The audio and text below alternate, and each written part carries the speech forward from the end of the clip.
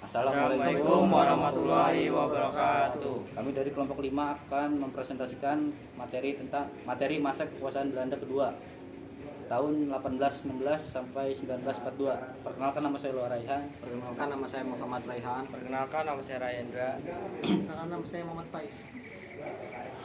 Pemerintahan Komisaris Jenderal. Setelah berakhirnya kekuasaan Inggris, Indonesia dikuasai oleh pemerintahan Hindia Belanda. Pada mulanya pemerintahan ini merupakan pemerintahan kolektif yang terdiri atas 3 orang, yaitu Flood, Berkes, dan Van der Keppen. Mereka berpangkat Komisaris Jenderal. Pemerintahan kolektif itu bertugas menormalisasikan keadaan lama Inggris kelam baru Belanda. Masa peralihan itu hanya berlangsung dari tahun 1816 sampai 1819. Pada tahun 1919, kepala pemerintahan mulai dipegang oleh seorang gubernur jenderal, yaitu Van der Keppen pada tahun 1816 sampai 1824. Dalam menjalankan pemerintahannya, Komisaris Jenderal melakukan langkah-langkah sebagai berikut. 1. Sistem presiden tetap dipertahankan. 2. Dalam bidang hukum, sistem juri dihapuskan. 3. Kedudukan para bupati sebagai penguasa feodal tetap dipertahankan. 4. Desa sebagai satu kesatuan ini tetap dipertahankan dan para penguasanya dimanfaatkan untuk melaksanakan pemungutan pajak dan hasil bumi. 5. Dalam bidang ekonomi, memberikan kesempatan kepada pengusaha-pengusaha asing untuk menanamkan modalnya di Indonesia. Pada kurun waktu 1816 sampai 1830, pertentangan antara kaum liberal dan kaum konservatif terus berlangsung. Persoalan pokoknya tentang sistem yang dapat memberikan keuntungan sebesar-besarnya bagi negeri induk. Kaum liberal berkeyakinan bahwa tanah jajahan akan memberikan keuntungan besar bagi negeri induk apabila urusan eksploitasi ekonomi diserahkan kepada orang-orang swasta barat. Pemerintahan hanya mengawasi jalannya. Berpendapat sebaliknya bahwa sistem pemungutan hasil bumi oleh pemerintah secara langsung akan menguntungkan negeri induknya. Kaum konservatif meragukan sistem liberal karena keadaan tanah jajahan belum memenuhi syarat. Para komisaris jenderal kemudian mengambil jalan tengah. Di satu pihak, pemerintah tetap berusaha menangani penggalian kekayaan tanah jajahan bagi keuntungan negeri induknya. Di lain pihak, mencari jalan melaksanakan dasar-dasar kebebasan. Pada masa pemerintahan Gubernur Jenderal Van der Keppen juga dilaksanakan sistem politik yang dualistis. Pada satu pihak melindungi hak-hak kaum pribumi, di lain pihak memberi kebebasan kepada pengusaha-pengusaha swasta barat untuk membuka usahanya di Indonesia selama tidak mengancam kehidupan penduduk. Berbagai jalan tengah telah diupayakan, tetapi ternyata kurang memberikan keuntungan bagi negeri induk. Sementara itu, kondisi di negeri Belanda dan di Indonesia semakin memburuk. Oleh karena itu, usulan Van der Goes untuk melaksanakan kultur stelsel atau tanam paksa diterima dengan baik karena dianggap dapat memberikan keuntungan yang besar bagi negeri induk. Nama saya Muhammad Raihan, absen 18. Sistem tanam paksa kultur stelsel 1830 sampai 1870.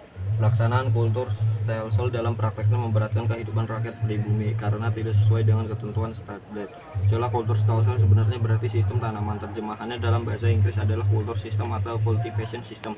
Pengertian dari kultur stelsel sebenarnya adalah kewajiban rakyat Jawa untuk menanam tanaman ekspor yang laku dijual di Eropa. Rakyat pribumi menerjemahkan kultur stelsel dengan sebutan tanam paksa. Hal itu disebabkan pelaksanaan proyek penanaman dilakukan dengan cara-cara paksa. Pelanggarnya dapat dikenakan hukuman fisik yang amat berat. Jenis-jenis tanaman yang wajib ditanam yaitu tebu, nila, teh, tembakau, kayu manis, kapas, merica, lada, dan kopi. Menurut Van den Bosch, kultur stelsel didasarkan atas hukum adat yang menyatakan bahwa barang siapa yang berkuasa di suatu daerah, ia memiliki tanah dan penduduknya. Karena raja-raja di Indonesia sudah takluk kepada Belanda, pemerintah Belanda menganggap dirinya sebagai pengganti raja-raja tersebut. Oleh karena itu, penduduk harus menyerahkan sebagai hasil tanahnya kepada pemerintah Belanda. Latar belakang sistem tanam paksa. Di Eropa, Belanda terlibat dalam peperangan pada masa kejayaan Napoleon Bonaparte sehingga menghabiskan biaya yang amat besar. Terjadinya perang kemerdekaan Belgia yang diakhiri dengan pemisahan Belgia dan Belanda pada tahun 1830. Terjadi perang di Ponegoro 1825 sampai 1830 yang merupakan perlawanan rakyat jajahan termasuk bagi Belanda. Perang di Ponegoro menghabiskan biaya sekitar 20 juta gulden. Kas negara Belanda kosong dan hutang yang ditanggung Belanda cukup berat. Pemasukan uang dari penanaman kopi tidak banyak. Gagal mempraktikkan gagasan liberal 1816 sampai 1830, berarti gagal juga mengeksploitasi tanah jajahan untuk memberikan keuntungan yang besar pada Belanda. Aturan-aturan tanam paksa, ketentuan pokok sistem tanam paksa terdapat dalam Statblad Lembaran Negara tahun 1834 nomor 22. Beberapa tahun setelah tanam paksa dijalankan di Pulau Jawa, bunyi dari ketentuan tersebut adalah sebagai berikut. Persetujuan agar penduduk menyediakan sebagai dari tanahnya untuk menanam tanaman ekspor yang dapat dijual di Eropa. Tanah pertanian yang disediakan penduduk untuk tujuan tersebut tidak boleh melebihi 1/5 dari tanah pertanian yang dimiliki. Pekerjaan yang diperlukan untuk menanam tanaman tidak boleh melebihi pekerjaan untuk menanam padi. Tanah yang disediakan penduduk tersebut bebas dari pajak tanah. Hasil dari tanaman tersebut diserahkan kepada pemerintah Hindia Belanda jika harganya ditaksir melebihi pajak tanah yang harus dibayar rakyat. Kelebihan itu diberikan kepada penduduk. Kegagalan panen yang bukan karena kesalahan petani akan menjadi tanggungan pemerintah. Bagi yang tidak memiliki tanah akan diperkerjakan pada warga Belanda atau pabrik milik pemerintah selama 65 hari setiap tahun. Pelaksanaan tanam paksa diserahkan kepada pemimpin pribumi. Pegawai Eropa bertindak sebagai pengawas secara umum. Ketentuan tersebut dalam praktiknya banyak menyimpang sehingga rakyat banyak dirugikan. Menyimpangkan tersebut antara lain berikut ini. Nama saya Muhammad Faiz, absen 24. Sistem politik ekonomi liberal 1870. Sebelum tahun 1870, Indonesia dijajah dengan model imperialisme kuno, ancient imperialism, yaitu dikeruk kekayaannya saja. Setelah tahun 1870, di Indonesia diterapkan imperialisme modern.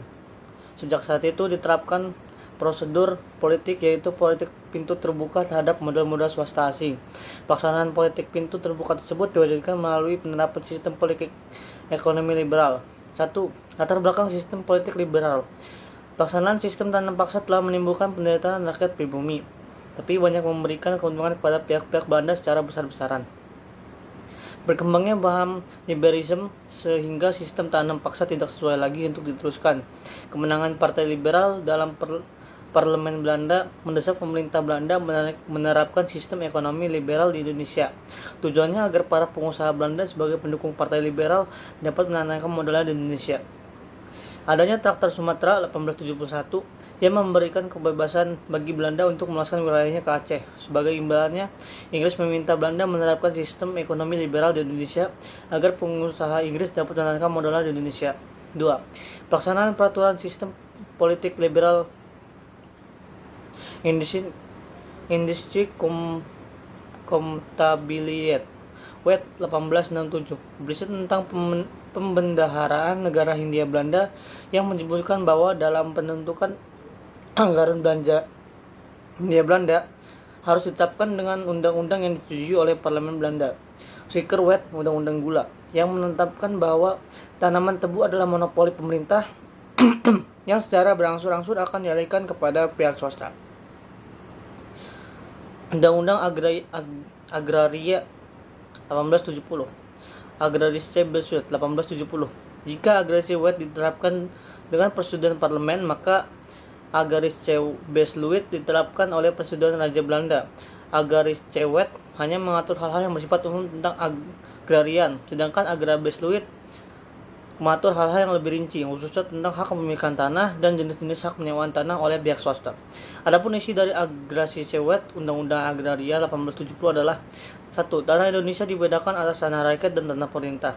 Tanah rakyat dibedakan atas tanah milik yang bersifat bebas dan tanah desa tidak bebas. Tanah tidak bebas adalah tanah yang dapat disewakan kepada pengusaha swasta. Tanah yang rakyat tidak boleh dijual kepada orang lain. Tanah pemerintah dapat disewakan kepada pengusaha swasta hingga 75 tahun. 3. Pelaksanaan sistem ekonomi liberal. Pelaksanaan sistem ekonomi liberal di Indonesia merupakan jalan bagi pemerintah kolonial Belanda menerapkan imperialisme modernnya. Hal itu berarti bagi Indonesia dijadikan tempat untuk berbagai kepentingan, antara lain sebagai berikut: mendapatkan bahan mentah atau bahan baku industri di Eropa, mendapatkan tenaga kerja yang murah, menjadi tempat pemasaran barang-barang produksi Eropa, menjadi tempat penanaman modal asing. Seiring dengan pelaksanaan sistem politik ekonomi liberal Belanda melaksanakan Pax Nederlandica, yaitu usaha membulatkan negeri jajahan Belanda di Indonesia. Hal itu dimaksudkan agar wilayah Indonesia tidak diduduki oleh bangsa barat lainnya, lebih-lebih setelah dibukanya terusan Suez 1868 yang mempersingkat jalur pelayaran antara Eropa dan Asia. Perkenalkan, nama saya Randy Prestia, absen 30. Politik etis atau politik balas budi ya, salah satu pemikiran mengatakan jika pemerintah kolonial menggenggam tanggung jawab kepribadian untuk kesejahteraan bumi putra. Pemikiran ini adalah masukan pada politik tanam paksa. Tumbuhnya golongan etis yang diperoleh Pieter Brooshoff serta C.Th. van Deventer nyatanya membuka mata pemerintah kolonial untuk lebih memerhatikan nasib beberapa bumi putra yang terbelakang. Pada 17 September 1901, Ratu Wilhelmina yang baru naik tahta menyatakan dalam pidato pembukaan Parlemen Belanda, jika pemerintah Belanda memiliki panggilan moral serta hutang budi pada bangsa bumi putra di Hindia Belanda. Ratu Wilhelmina tuangkan panggilan kepribadian itu kebijakan politik etis yang terangkum dalam program Trias van Deventer. Berikut ini isi politik etis meliputi 1. Irigasi, membangun serta melakukan perbaikan penggairan serta bendungan untuk kepentingan pertanian. 2. Imigrasi, yaitu mengajak masyarakat untuk bertransmigrasi. 3. Edukasi, yaitu memperluas dalam bagian pengajaran serta pendidikan. 4. Banyak pihak menghubungkan peraturan baru politik Belanda ini dengan pemikiran serta tulisan-tulisan Van Deventer yang diedarkan. 5. Sekian waktu awal mulanya hingga Van Deventer lalu diketahui menjadi pencetus politik etis ini.